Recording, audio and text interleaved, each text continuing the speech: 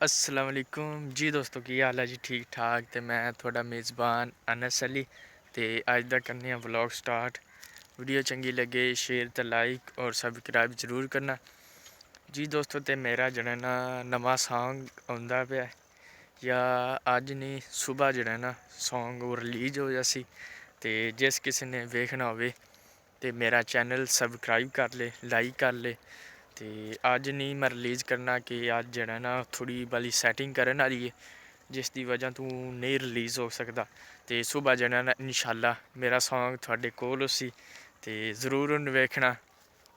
तो सॉन्ग जड़ा मैं आप खुद ही लिखिया, तो किसी को नहीं लिखाया, मैं आप खुद ही लिखिया।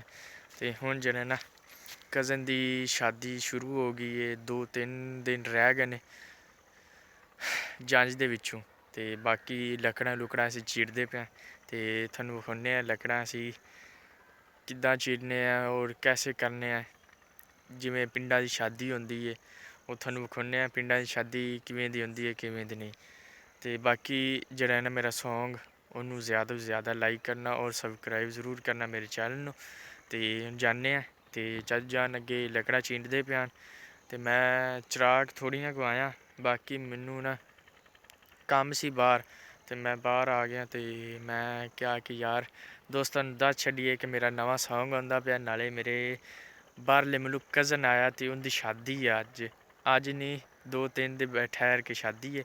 ते बाकी एह् सारा थुआनूं इनफर्मेशन देनी सी ते हुण दिन्ने आं थुआनूं जाके कि लकड़ां चीरदे पे आं। बाकी जेह्ड़ी ना शादी ओह् थुआढ़े कोल ही उसी कि जेह्ड़ा ना असी शैह्र जेह्ड़ा ना हाल उं'दे बिच्च शादी करनी है। बाकी इत्थै जेह्ड़ा अग्गें रवाज कीता सी ना मेरे कज़न दूई बेकी शादी ते ओह् नहीं करना, ओह् बस इत्थै कीता सी, साढ़ी डारी सी ते इत्थै कीता सी। हुण जेह्ड़ा ना मेरे कज़न दी शादी होनी है शैह्र। बाकी जेह्ड़ा ना मैहमान औने न, बाकी उत्थै जेह्ड़ा ना इत्थै कोई डेक डूक दो पकौनियां ने पका के, ते बाकी जेह्ड़ा ना सारा सारो जेह्ड़ा शैह्र उत्थै करना। जेह्ड़ा बी कुछ होएआ फंक्शन फुंक्शन जेह्ड़ा बी होएआ ओह् थुआढ़े सामने उसी। बाकी हुण जन्ने आं थुआनूं विखाने आं।